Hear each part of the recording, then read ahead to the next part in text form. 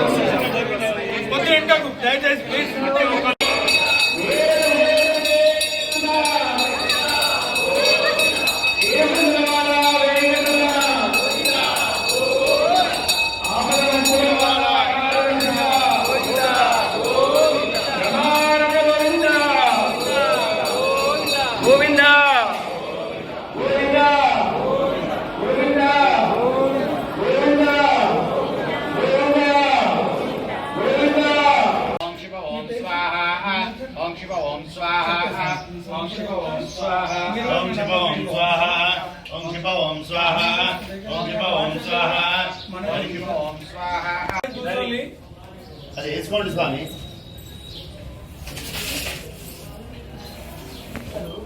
బీజాక్షరములతోటి కూడి ఉంటాయి.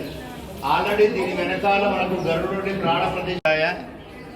ప్రియ భగవద్బంధువులారా, ప్రాచీనమైనటువంటి మన దేవరకోట లక్ష్మీ వెంకటేశ్వర స్వామి దేవస్థానంలో 67వ వార్షిక బ్రహ్మోత్సవాలు నిన్నటి నుంచి ప్రారంభమైనాయి. ఇవి 24వ తేదీ వరకు కొనసాగుతాయి. బ్రహ్మోత్సవాల్లో ఇవాళ మొదటి రోజు యజ్ఞశాలలో యజ్ఞ కార్యక్రమం ప్రారంభమైంది. అలాగే గరుడ ప్రాణ ప్రతిష్ఠ, గరుడుని యొక్క బలిహరణ కార్యక్రమాలు ఉంటాయి. ధ్వజారోహణం ఉంటుంది. అలాగే అక్కడ మూర్తి కుంభ స్థాపన, చతుస్థాన అర్చనలు, పాలికా పూజలు కూడా జరుగుతున్నాయి. అలాగే ఇవాళ సాయంకాలం వచ్చేసి మనకు బేరీ పూజ, దేవతాహ్వానం అనేటువంటి కార్యక్రమాలతో పాటు యాగశాలలో హోమ కార్యక్రమము, జప పారాయణాదులు ఉంటాయి. ఇవాళ ఉదయం 11 గంటలకు సంతానము కానటువంటి వారికి గరుడ ముద్దలు అనేటువంటివి ఇవ్వటం జరుగుతుంది. ఆ గరుడ ప్రసాదాన్ని ఎవరైతే స్వీకరిస్తారో వారికి గరుడుని యొక్క అనుగ్రహం వలన సంతానం కలుగుతుంది అని శాస్త్రంలో చెప్పబడ్డది. కాబట్టి భక్తులు ఇట్టి అవకాశాన్ని వినియోగించుకొని ఆ భగవత్ కృపకు పాత్రులు కావాల్సిందిగా కోరుతున్నాం. అలాగే రేపు ఆదివారం రోజు ఉదయం నిత్య హవనం ఉంటుంది. ఉదయం 8:30 నుంచి 11 గంటల వరకు. తర్వాత సాయంకాలము 5 గంటల నుండి స్వామివారికి ఎదురుకోళ్ళు మరియు కళ్యాణోత్సవ కార్యక్రమం ఉంటుంది. ఈ 5 గంటలకు ప్రారంభమయ్యేటువంటి ఎదురుకోళ్లలో మహిళా భక్తుల చేత కోలాటములు, అలాగే బాలికల చేత నృత్యములతో గరుడ వాహనుడై ఆ స్వామి కళ్యాణ మంటపానికి వేంచేస్తారు. కళ్యాణ మంటపంలో అలువేలువంగా పద్మావతి సమేత శ్రీ శ్రీనివాస స్వామి యొక్క కళ్యాణోత్సవం ఉంటుంది. కళ్యాణ అనంతరం అన్నప్రసాద వితరణ కార్యక్రమం ఉంటుంది. కాబట్టి భక్తులంతా కూడా ఇట్టి కార్యక్రమంలో పాల్గొని స్వామివారికి కృపకు పాత్రలు కావాల్సిందిగా కోరుతున్నాం. జై శ్రీమన్నారాయణ, జై గోవింద. మరిన్ని వీడియోస్ కోసం ఛానల్ ని సబ్స్క్రైబ్ చేయండి. లేటెస్ట్ అప్డేట్స్ కోసం వాట్సాప్ ఛానల్ ని ఫాలో చేయండి. అండ్ లింక్ డిస్క్రిప్షన్ లో ఉంది.